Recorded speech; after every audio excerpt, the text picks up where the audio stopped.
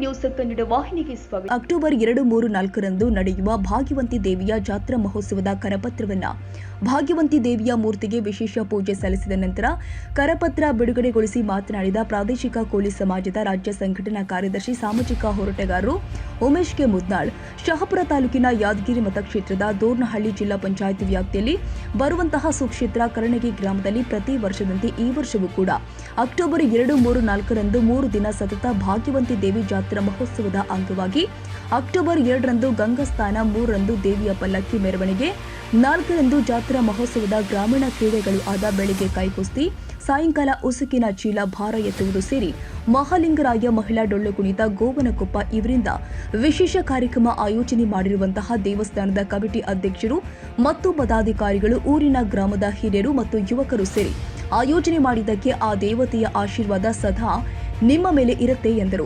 ಇತ್ತೀಚಿನ ದಿನದಲ್ಲಿ ಗ್ರಾಮೀಣ ಭಾಗದ ಕ್ರೀಡೆಗಳು ನಶಿಸಿ ಹೋಗ್ತಾ ಇದ್ದು, ಯುವಕರು ದುಶ್ಚಟಗಳಿಗೆ ಆರೋಗ್ಯ ಹಾಳು ಮಾಡಿಕೊಳ್ತಿದ್ದಾರೆ. ಪ್ರತಿ ಜಾತ್ರೆ ಸಂದರ್ಭದಲ್ಲಿ ಇಂತಹ ಗ್ರಾಮೀಣ ಕ್ರೀಡೆಯನ್ನ ಆಯೋಜನೆ ಮಾಡಿದ್ರೆ ಕ್ರೀಡಾಪಟುಗಳಿಗೆ ಅವಕಾಶ ಮಾಡಿಕೊಟ್ಟಂತಾಗುತ್ತೆ ಮತ್ತು ದುಶ್ಚಟಗಳಿಂದ ಯುವಕರಿಗೆ ದೂರವಿರಲು ದೇವರು ಭಕ್ತಿಯಿಂದ ಸಹಾಯವಾಗುತ್ತೆ ಅಂತ ಈ ಸಂದರ್ಭದಲ್ಲಿ ಹೇಳಿದ್ದಾರೆ. ಯಾದಗಿರಿ ಜಿಲ್ಲೆ ಶಹಾಪುರ ತಾಲೂಕಿನ ಕರಣಗಿ ಗ್ರಾಮದ ಭಾಗ್ಯವಂತಿ ತಾಯಿ ಜಾತ್ರೆ ಹಮ್ಮಿಕೊಂಡಿದ್ದೇವೆ.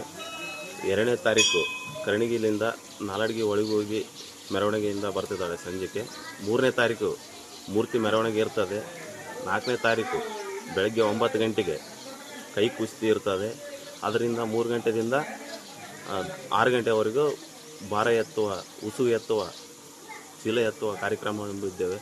ಇದಕ್ಕೆ ಎಲ್ಲರೂ ಬಂದು ಪ್ರೋತ್ಸಾಹಿಸಿ ಎಲ್ಲ ನಮ್ಮ ಜಿಲ್ಲೆ ಜನತೆ ಬಂದು ಪ್ರತಿ ವರ್ಷದಂತೆ ಈ ವರ್ಷವೂ ನಮ್ಮ ಭಾಗ್ಯವಂತಿ ದೇವಸ್ಥಾನದಲ್ಲಿ ಜಾತ್ರಾ ಮಹೋತ್ಸವವಾಗಿ ವರ್ಷಗಟ್ಟಲೆ 2 ದಿನ ಮಾತ್ರ ಮಾಡುತ್ತಿದ್ದೆವು.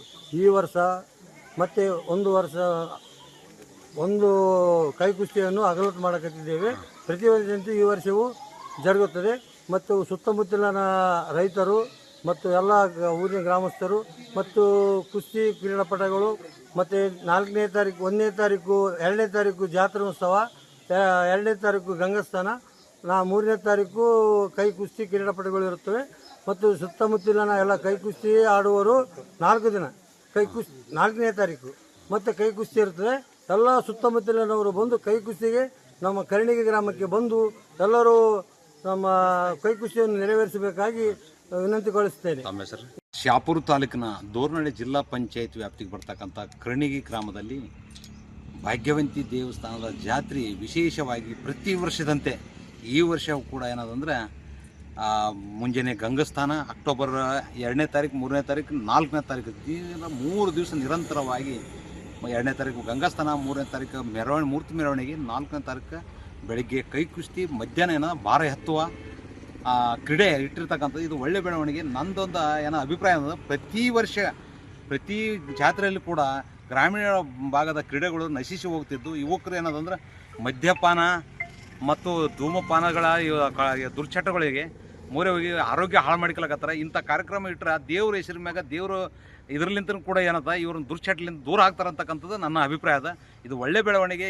ಈ ಟೈಪ್ ಮಾಡ್ಕೊಂಡು ಹೋಗ್ತಕ್ಕಂಥವ್ರಿಗೆ ನಾವೆಲ್ಲರೂ ಸಹಕಾರ ಮಾಡ್ತಕ್ಕಂಥ ಕೆಲಸ ಮಾಡಬೇಕು. ಕ್ರೀಡಾಪಟುಗಳು ಹೆಚ್ಚಿನ ಸಂಖ್ಯೆಯಲ್ಲಿ ಆಗಮಿಸಿ ಆ ಜಾತ್ರೆಯಲ್ಲಿ ಭಾಗವಹಿಸಿ ಯಶಸ್ವಿಗೆ ಕಾರಣಭೂತರಾಗಬೇಕಂತಕ್ಕಂಥದ್ದು ನಂದೊಂದು ಮನವಿ. ಇದೇ ಸಂದರ್ಭದಲ್ಲಿ ದೇವಸ್ಥಾನದ ಕಮಿಟಿ ಅಧ್ಯಕ್ಷರು ಆದ ಭಾಗಣ್ಣ ಪೂಜಾರಿ, ಆಂಜನೇಯ ಬೆಳಗೇರ, ಶರಣಪ್ಪ ಗೌಡ, ವಕೀಲ ರೆಡ್ಡಿ ಪಾಟೀಲ್, ಶರಣಪ್ಪ ಗೌಡ್ರು, ಮಲ್ಲಿಕಾರ್ಜುನ್ ಮಲ್ಲಣ್ಣ, ಭೀಮಣ್ಣ, ಹುಸೇನ್ ಸಾಬ್, ರಾಮಲಿಂಗ ಜಗನ್ನಾಥ, ಶರಣಗೌಡ ಸಿದ್ದಲಿಂಗ ಭಾಗಣ್ಣ, ರಾಜಶೇಖರ್ ಶರಣಪ್ಪ ಗೌಡ, ಹನುಮಂತ ದೊರೆ, ಚಿನ್ನರೆಡ್ಡಿ, ಶಿವರಾಜ ಜಂಬಣ್ಣ, ಸಿದ್ದಪ್ಪ ಗೌರಮ್ಮ, ದೇವಮ್ಮ, ನಿರ್ಮಲಾ, ಚಂದ್ರಕಲಾ, ಭಾಗ್ಯಮ್ಮ, ಸಾಬಮ್ಮ, ಶಾಂತಮ್ಮ, ಇಂದ್ರಮ್ಮ, ರೇಣುಕಾ, ಈರಮ್ಮ, ಚಂದಮ್ಮ, ದೇವೇಂದ್ರಮ್ಮ, ನಿಂಗಮ್ಮ ಸೇರಿ ದೇವಸ್ಥಾನದ ಭಕ್ತಾದಿಗಳು ಅನೇಕರು ಉಪಸ್ಥಿತರಿದ್ದರು. ತಾಜಾ ಸುದ್ದಿಗಾಗಿ ಎಂಟಿವಿ ನ್ಯೂಸ್ 24x7ಗೆ ಸಬ್ಸ್ಕ್ರೈಬ್ ಮಾಡಿ ಮತ್ತು ಬೆಲ್ ಐಕಾನ್ ಅನ್ನು ಒತ್ತಿ. ತಪ್ಪದೇ ಲಿಂಕ್ ಶೇರ್ ಮಾಡಿ.